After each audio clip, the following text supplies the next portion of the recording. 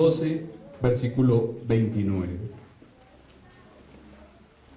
Y la multitud que estaba allí y había oído la voz decía que había sido un trueno. Otros decían, un ángel le ha hablado.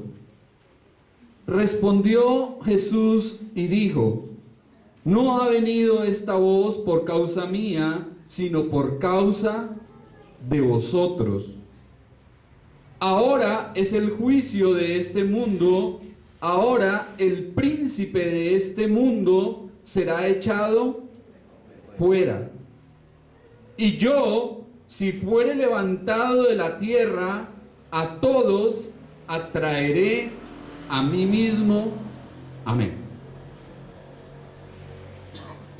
En el contexto observamos que nuestro Señor Jesucristo estaba allí. Vimos que dijo unas palabras que indicaron que su alma se encontraba turbada. Hablábamos que hizo una oración hipotética, es decir, que fue una oración contemplada, mas no elevada, en donde decía, ¿y qué diré? ¿Acaso le iba a pedir al Padre que le salvara y le librara de la hora que estaba por llegar? Observamos que finalmente decía el texto, para esto he llegado a esta hora. No podía el Señor orar en contra de la voluntad y el propósito del Padre. Y vimos también que se escuchó una voz del cielo. Fue la voz de Dios. Y esta voz dijo, lo he glorificado y lo glorificaré otra vez. Y en ese contexto aparece el versículo 29 que acabamos de observar, en donde dice que la multitud que estaba allí y había oído la voz decía que había sido un trueno, y otros decían que un ángel le había hablado. Este pasaje describe las diversas opiniones que había entre la multitud que rodeaba al Señor con respecto a la voz del Padre que se escucha desde el cielo. Un grupo decía que se trataba de ¿qué cosa? ¿Qué dijeron algunos? Trueno. Un trueno. Y es interesante que en el Antiguo Testamento se decía esto de Dios cuando hablaba. En el Salmo 29 observamos, voz de Jehová sobre las aguas, truena el Dios de gloria. También en Job, que su voz es estrepitosa y truena él con voz majestuosa. El Salmo 18:13 dice, tronó en los cielos Jehová y el Altísimo dio su voz. Entonces, ¿cómo podemos imaginar que se escuchaba la voz de Dios cuando hablaba aquí en la tierra? Fuerte. Como un estruendo poderosísimo. ¿Recuerdan la experiencia de Israel en Sinaí? Dios quería hablar con el pueblo y los llevó allí al monte de Sinaí. Y dice que empezaron a haber truenos, relámpagos, nube, el monte humeante se estremecía, el monte temblaba. Y cuando Dios empezó a hablar al pueblo, el pueblo se llenó de pánico y dijo, no, esto es demasiado terrible. Es demasiado terrible la voz de Dios. Que Dios no nos hable. O sea, fue tanto el temor que sintieron que dijeron, no, que Dios no nos hable. Que hable Dios a Moisés y Moisés nos hable a nosotros. Ahora, ¿cómo sería si Dios nos hablara? Vamos a gritar. como un trueno que estremece. Si escucháramos la voz del Omnipotente, esa voz que hizo los cielos y la tierra, esa voz que puede dar vida. Tremendo, ¿no? Y la gente aquí pensó que se trató de un trueno, la voz de Dios. Mientras otro grupo de personas también presentes allí creían que se trataba de un ángel que había hablado. Lo cierto era que los dos grupos estaban equivocados, porque no fue ni un trueno, ni tampoco un ángel. Ahora, para que la gente creyese que se trató de un trueno, ¿cómo debió haber sido ese ruido? ¿Cómo debió haber sido el sonido de lo que se escuchó? Muy potente. Yo no sé si usted ha tenido la oportunidad de estar en algún sitio donde esté tronando y caiga un rayo o un trueno cerca de donde usted se encuentre. Yo sí. Una vez estábamos en un camping debajo de un árbol cerca a la ribera de un río, el río Magdalena, y de pronto se desató una tormenta y empezó a tronar y se levantó una tormenta impresionante, y uno de los compañeros que estaba con nosotros allí tenía una cadena tremenda de electroplata, una cadena grande, y pues imagínese tronando y debajo de un árbol.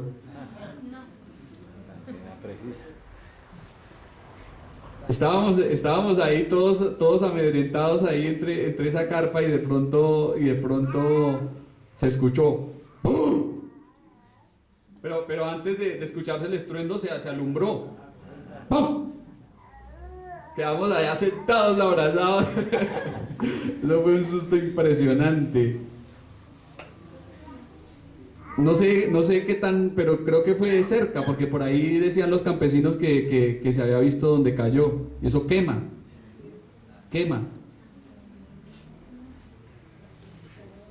Ahora, lo que ocurrió aquí fue algo real. Mire que la gente coincidía en algo, y es que lo que escucharon y lo que sintieron fue algo real. Unos creyeron que se trató de un trueno, otros la voz de un ángel. Ahora, esto de que hubiesen dicho que era un ángel también nos demuestra la creencia popular de los judíos, que ellos creían en la intervención de los ángeles a lo largo de la historia nacional. Pero algo que podemos aprender de esto es que la condición espiritual de cada persona determina si entiende las palabras habladas o si solamente escucha algo incomprensible.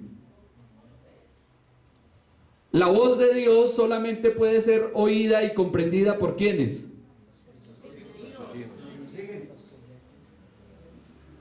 Por aquellos que reciben la ayuda del Espíritu Santo. Algunos pueden oír el Evangelio 1 y 1000 veces. Usted tal vez ha podido observar a mucha gente que se le predica una y otra vez y otra vez y otra vez y no entiende nada. ¿Y por qué no entiende? Creído. Es un hombre natural que no percibe las cosas que son de Dios. Así es, y porque el Espíritu Santo no está ahí revelándole y mostrándole el propósito del Evangelio.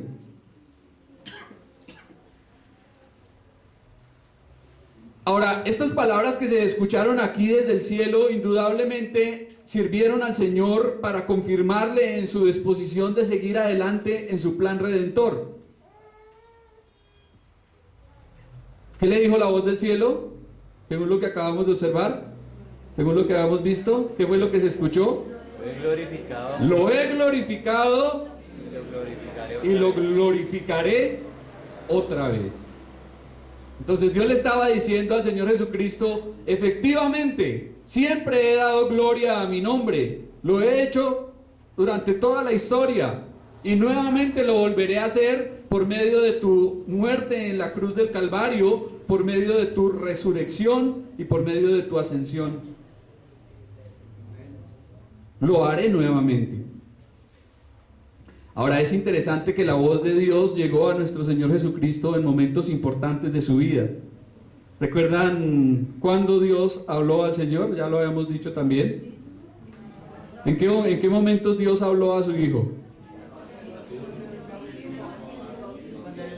En el bautismo, en la transfiguración en el monte y aquí, en este pasaje.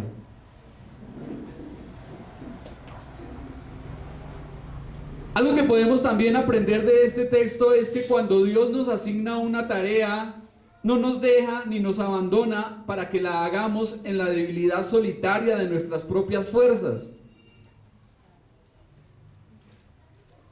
Una y otra vez Dios está hablándonos y está dirigiéndonos y está fortaleciéndonos y está mostrándonos y revelándonos cuál es su voluntad. El Señor no nos dice, ve y hazlo y nos deja ya en el olvido. Él no hace eso. Una y otra vez está dirigiéndonos, está guiándonos, está mostrándonos. Ahora, el problema no es que Dios no hable hoy en día, porque Dios sigue hablando. El problema es que muchas veces no queremos escucharle, o tal vez porque sus demandas son demasiado grandes para nosotros, o porque su voz nos acobarda y nos atemoriza, como le pasó a Israel en el desierto. Pero Dios sigue hablando, Dios sigue hablando, y lo hace a través de su palabra. Versículo 30.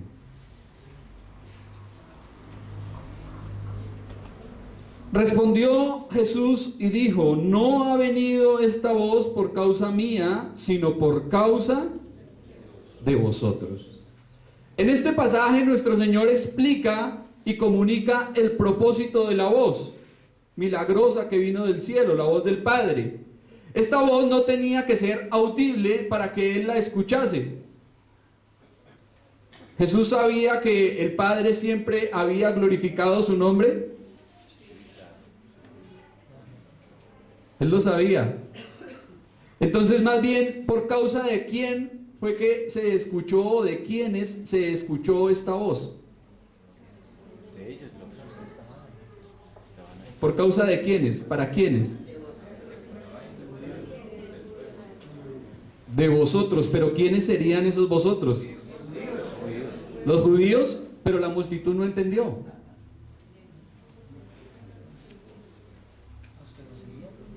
La multitud no entendió, la multitud quedó sin entendimiento frente a lo ocurrido. Unos creyeron que se trató de un trueno y otros de un ángel.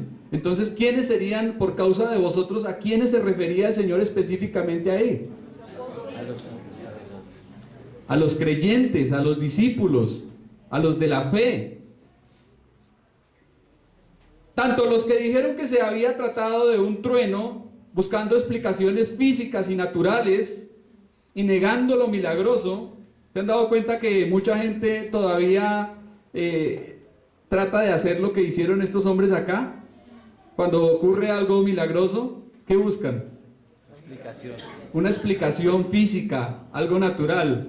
Vemos en estos programas como Nat Geo, Discovery, todos estos documentales que dan tratando de explicar los milagros y los acontecimientos bíblicos. Y entonces decían una vez, no, es que lo que ocurrió con los muros de Jericó fue que la bocina que tocaron fue tan fuerte que debilitó el ladrillo con el que estaban los muros. Hicieron el experimento y colocaron un ladrillo más o menos que databa de esa época, lo pusieron ahí enfrente de unas bocinas gigantescas y empezaron a sonar eso. A ver en qué momento el ladrillo iba a empezar a derretirse y no ocurría nada. Decían, no, lo que pasó cuando se abrió el mar fue por medio de un viento. Y la Biblia sí dice que fue por medio de un viento. Entonces colocaron una turbina gigante encima de un pantano y empezó a soplar. Y en la medida en que la turbina soplaba, las aguas se abrían, se separaban y quedaba la tierra seca. Y cuando la apagaban, las aguas volvían y se juntaban. Y decían, mire, ahí está, ese fue el milagro.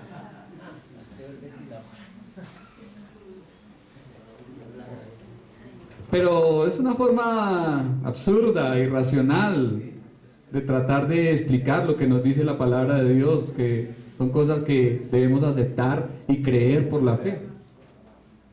Es más fácil creerlas que ponerse a buscar explicaciones de esa clase. Igual los que dijeron que había sido un ángel, ¿cuántos atribuyen a seres espirituales lo que Dios hace? Muchos también lo hacen. Ah, no, eso se trató fue de un ángel, el arcángel no sé qué, y hay un grupo de personas que están estudiando el asunto de los ángeles y tienen un ángel para cada cosa. Según ellos le oran al ángel, le piden al ángel, el ángel los guarda, los protege. Bueno, cantidad de cosas raras han surgido alrededor de los ángeles. Y la gente que piensa de esa forma está aquí igual, atribuyendo lo que Dios hace a seres espirituales. Tal vez aquella voz se hizo audible para corregir las impresiones desfavorables de los que presenciaron la turbación momentánea del Señor. Recuerdan que el Señor había dicho unos versículos atrás, mi alma está turbada. Tal vez fue por causa de ellos que se escuchó. Y esto confirmó una vez más la misión de nuestro Señor.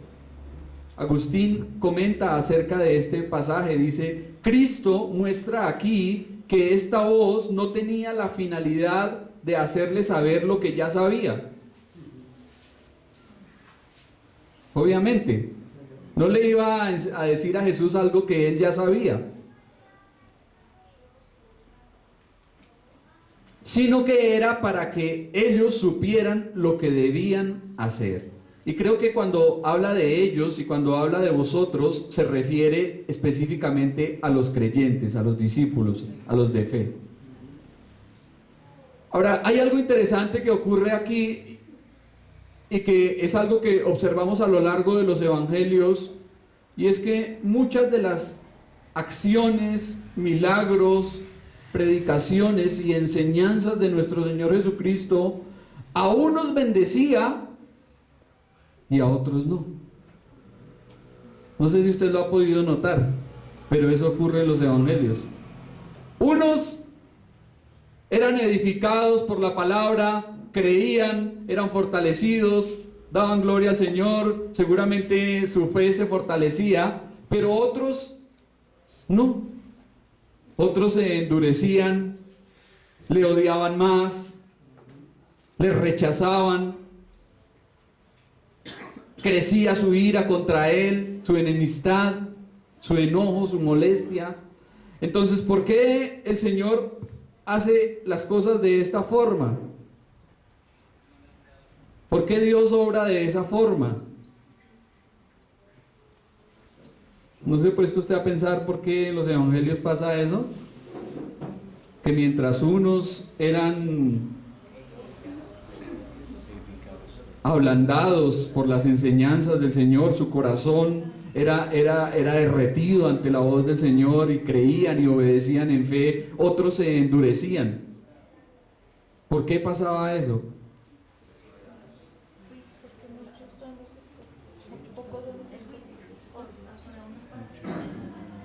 Sí, ahorita nos va a hablar del juicio de este mundo. Pero en el versículo 41 de este mismo capítulo en el que estamos podemos ver, Isaías dijo esto cuando vio su gloria y habló acerca de él. Con todo eso, aún los gobernantes muchos creyeron en él, pero a causa de los fariseos no lo confesaban para no ser expulsados de la sinagoga. Pero más antes en el versículo 40 dice, cegó los ojos de ellos y endureció su corazón para que no vean con los ojos y entiendan con el corazón y se conviertan y yo los sane. ¿Quién cegó los ojos de ellos? Dios. Cegó los ojos de alguno, el entendimiento, para que escuchando no entendieran. Y mientras unos, como ya lo dije, eran atraídos y fortalecidos en la fe, otros eran endurecidos y sus corazones se hacían más duros.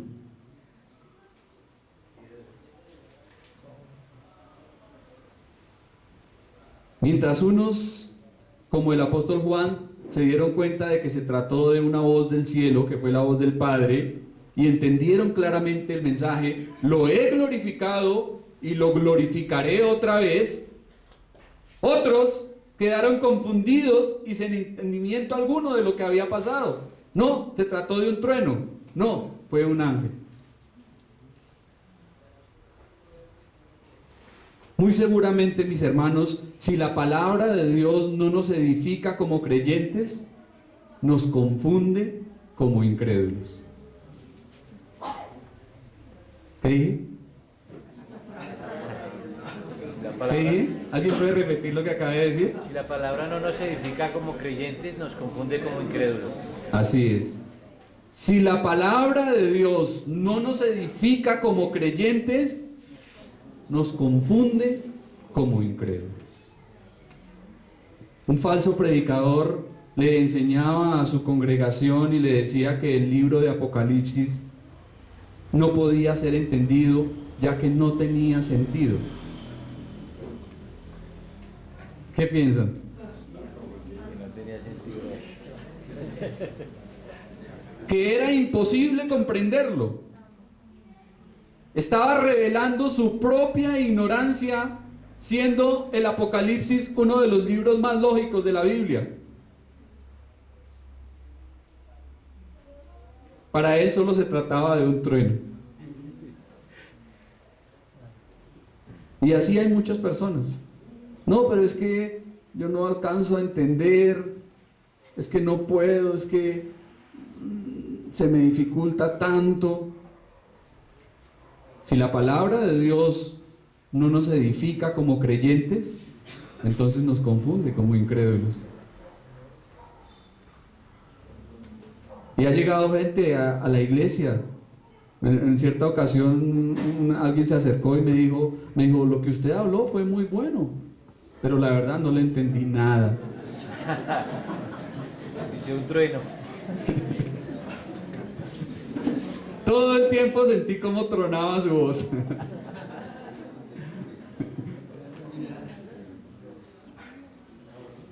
Ahora, desde aquí yo creo que mi hermano Hugo es testigo que uno se da cuenta de las personas que están recibiendo el mensaje. Uno se da cuenta de las personas que están pensando en el almuerzo. Uno se da cuenta de los que tienen la mente por allá en el negocio. De los que están ahorita en la vuelta a España esperando a ver qué pasa en Andorra. Todo eso desde aquí uno lo alcanza a ver y lo alcanza a notar. Pero ¿quiénes son bendecidos por la palabra de Dios? ¿Quiénes realmente la reciben con gozo y la palabra llega y toca su corazón y da fruto y produce en ellos lo que Dios quiere para su gloria? Los que aman la palabra de Dios. Amén. Versículo 31. Ahora es el juicio de este mundo. Ahora el príncipe de este mundo será echado fuera. Al creer o no hacerlo, los hombres deciden su destino. En capítulo 3, versículo 18, observamos que dice el Evangelio, el que en él cree no es condenado, pero el que no cree ya ha sido condenado. Mire, ¿en qué tiempo aparece esa palabra, ese verbo? Ya. El que no cree, ¿cuándo es condenado? ¿En el futuro? Ahí ya. Ya mismo en el presente. Ya está condenado. ¿Por qué? Porque no ha creído en el nombre del unigénito Hijo de Dios. También en 5:24, el que oye mi palabra y cree al que me envió, tiene vida eterna y no vendrá a condenación, mas ha pasado de muerte a vida. El mundo estaba a punto de crucificar al Señor de la vida y de la gloria. Y al obrar de esa forma se estaba condenando a sí mismo. La sentencia se pronunciaría contra él por su terrible rechazo al Cristo de Dios. Y la condenación a la humanidad culpable no tardaría. Ahora, podemos pensar en cómo se encontraba el mundo antes de que nuestro Señor Jesucristo fuese a la cruz. ¿Qué había? ¿Qué había reinado desde Adán hasta el momento en que nuestro Señor Jesucristo va a la cruz del Calvario? El pecado, la muerte, la religiosidad, la idolatría. Los hombres daban culto a los demonios. Usted mira en el Antiguo Testamento y va a encontrar que los pueblos y las naciones paganas rendían culto a los mismos demonios, sacrificaban sus hijos a ídolos abominables como Moloc. Imagínense un ídolo que era una imagen inmensa de metal, le encendían fuego en la parte de abajo hasta que sus manos estaban al rojo vivo, y cuando estaban las manos al rojo vivo colocaban allí a sus pequeños hijos. Eso era pasar a los hijos por el fuego. Y todo eso lo hacían los hombres. Estaban sumergidos completamente en idolatría y en una rebelión en contra del Creador. Hacían todo lo contrario a lo que Dios les había dicho que no deberían hacer.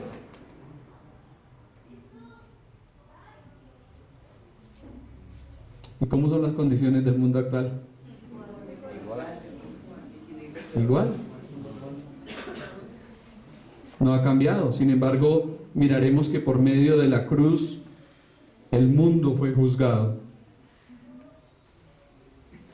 Cuando Jesús murió, ese estado recibió su sentencia condenatoria. La cruz es la crisis y el juicio de los que le rechazan.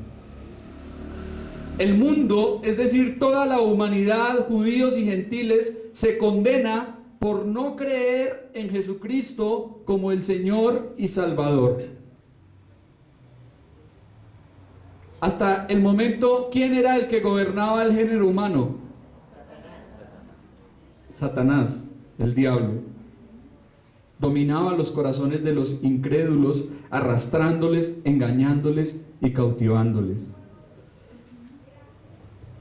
La obra de Cristo, su muerte y resurrección, su sangre derramada para remisión de pecados, hizo que miles de almas alcanzaran la liberación del dominio del diablo, que fuesen unidos al cuerpo de Cristo y avivados por su espíritu.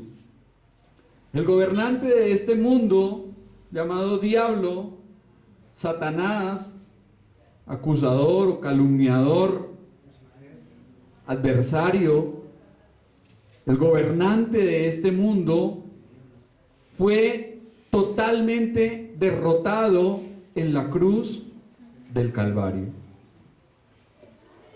Satanás creía que allí había logrado ¿qué? La victoria. Satanás creía que llevando al Hijo de Dios a la cruz y quitándole la vida, había logrado la mayor de sus victorias. Lo que no sabía es que allí precisamente recibiría la mayor de sus derrotas, el más grande de sus fracasos. Entonces, el Señor hizo provisión para un mundo perdido y sin esperanza, yendo a la cruz del Calvario, muriendo allí. Trazó un camino para que todo aquel que se acerque por medio de la fe a Dios en Jesucristo pueda llegar a ese trono de la gracia. Los hombres que antes estaban esclavos, estaban muertos, que estaban totalmente subyugados y sometidos por el diablo, ahora pueden liberarse. Y esa fue la victoria de la cruz. Ahora, ¿será que el diablo todavía continúa actuando y haciendo maldad? ¿Hasta cuándo lo hará?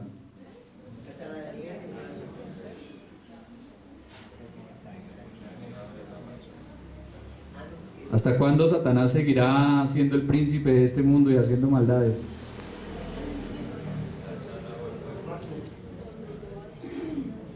¿Hasta cuándo?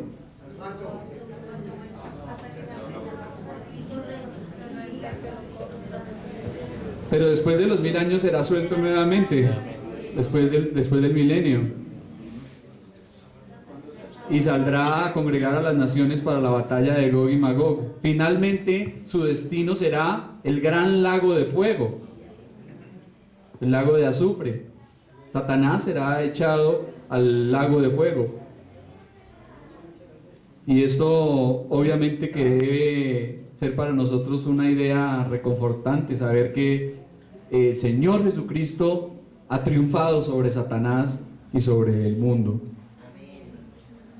La gran paradoja de la cruz es que, siendo una aparente derrota para Jesús y una victoria para Satanás, terminó siendo una gran y decisiva victoria para Jesús y una derrota inequívoca para Satanás.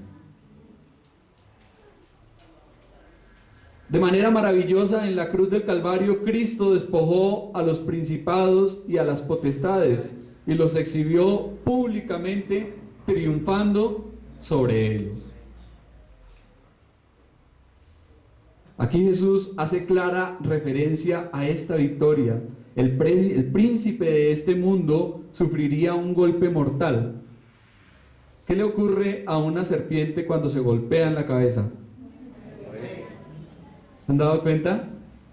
¿A dónde hay que golpear a la serpiente? ¿Por el cuerpo?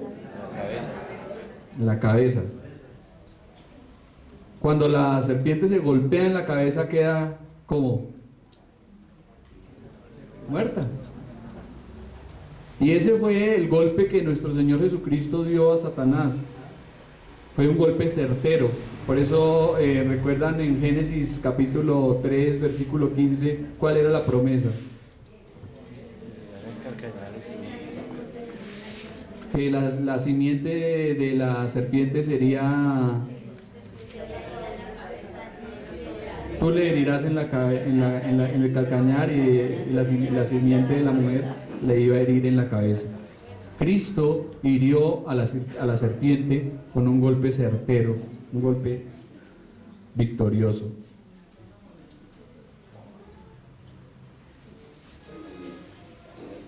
Cuando Cristo fue a la cruz, batalló con Satanás y obtuvo la victoria, despojándole de gran parte de su poder y echándole de gran parte de sus dominios.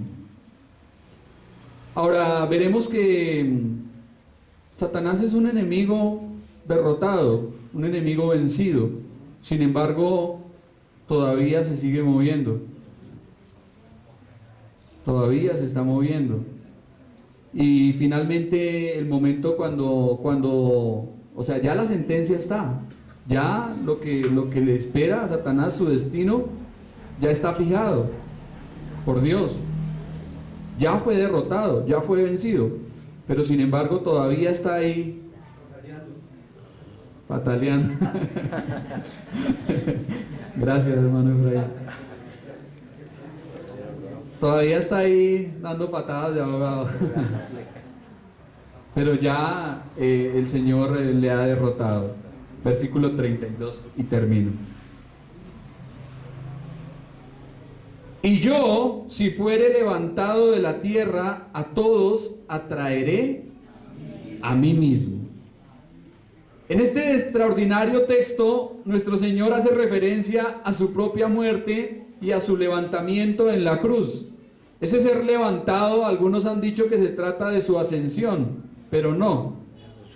En el contexto, el capítulo 3, versículo 14, observamos que dijo el Señor que como la serpiente de bronce fue levantada, ¿recuerdan? La serpiente de bronce fue levantada en el desierto para que todo aquel que la mirara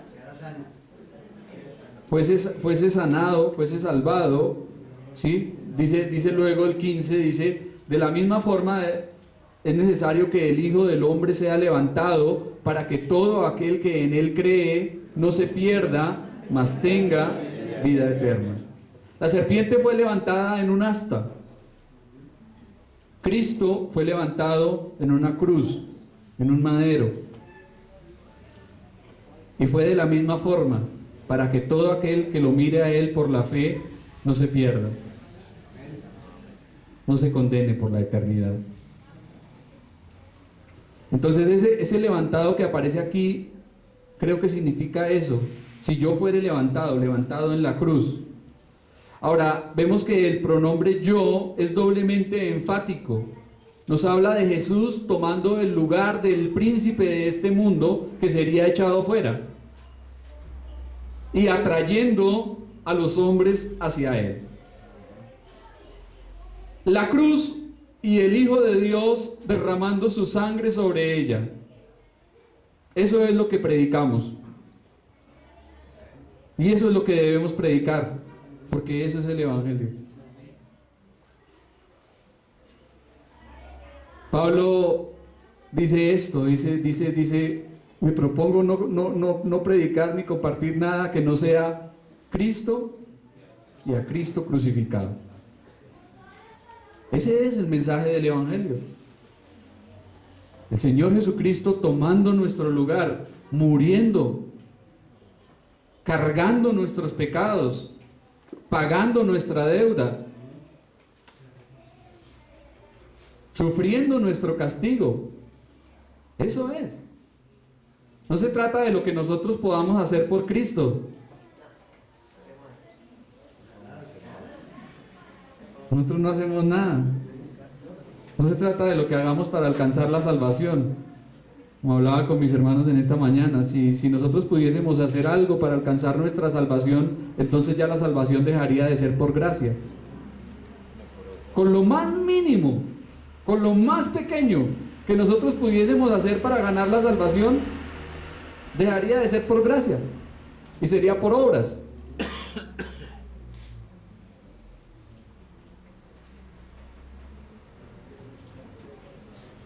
En la cruz Jesús atraería a todos, pero no todas las personas sin excepción. Ese todos aquí habla gente de toda lengua, de toda tribu, de toda nación. Ese todos habla de eso, no a todos. Me gustó el ejemplo que escuché por ahí y leía, me pareció interesante. Es como cuando colocamos un poderoso imán. No sé si usted hizo el experimento cuando estaba en el colegio con el imán y las limaduras de hierro.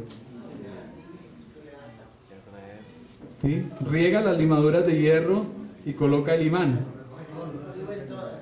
Y todas son atraídas a él. Pero si colocamos limaduras de aserrín, ¿quiénes son los que son atraídos al imán? Metal. Pero no todos los metales, porque el aluminio no, ni el cobre, ni el bronce tampoco, solamente el hierro y ¿qué otro metal? Hierro. ¿El cuál, hermano? Acero tampoco. Bueno, ahí nos queda la tarea para investigar.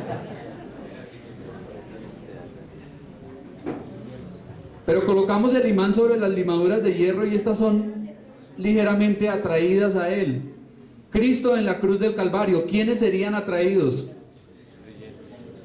¿Quiénes serían atraídos? ¿Creyentes? Los creyentes, aquellos que el Padre le había dado,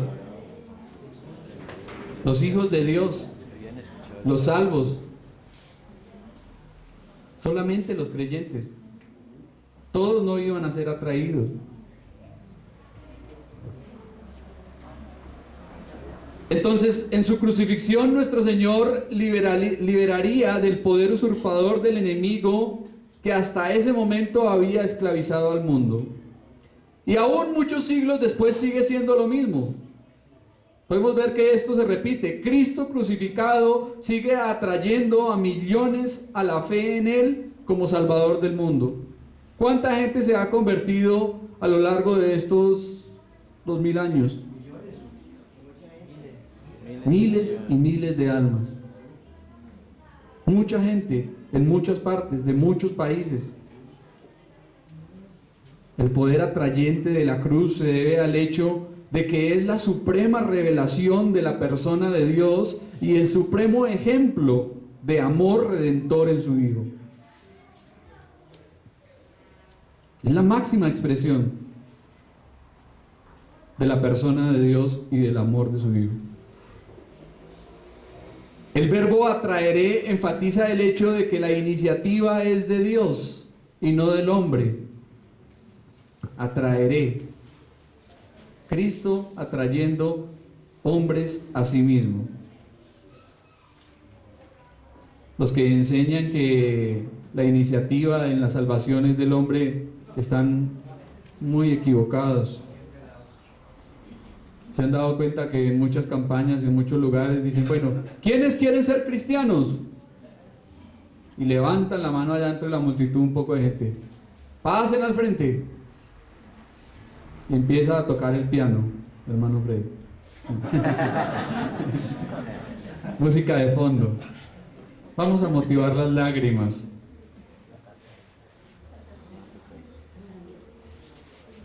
¿Cuántos quieren recibir a Cristo?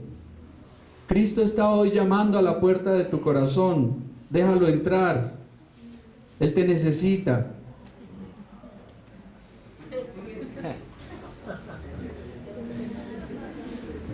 Y la gente allí en medio de la música y en medio de la motivación dice, sí, yo quiero, yo quiero, yo quiero. Bueno, entonces repita conmigo esta oración. Repiten una oración. Ya son salvos. Bienvenidos a la fe. ¿Será que eso es lo que dice la palabra de Dios? ¿Será que eso es lo que enseña? No es así. No es así.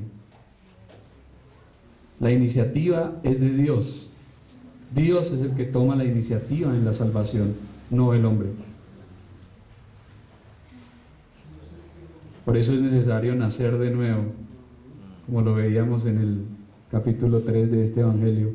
De cierto te digo que si no nacieres de nuevo, no puedes ver el reino de los cielos. Si no naces de nuevo, no puedes entrar en el reino de Dios.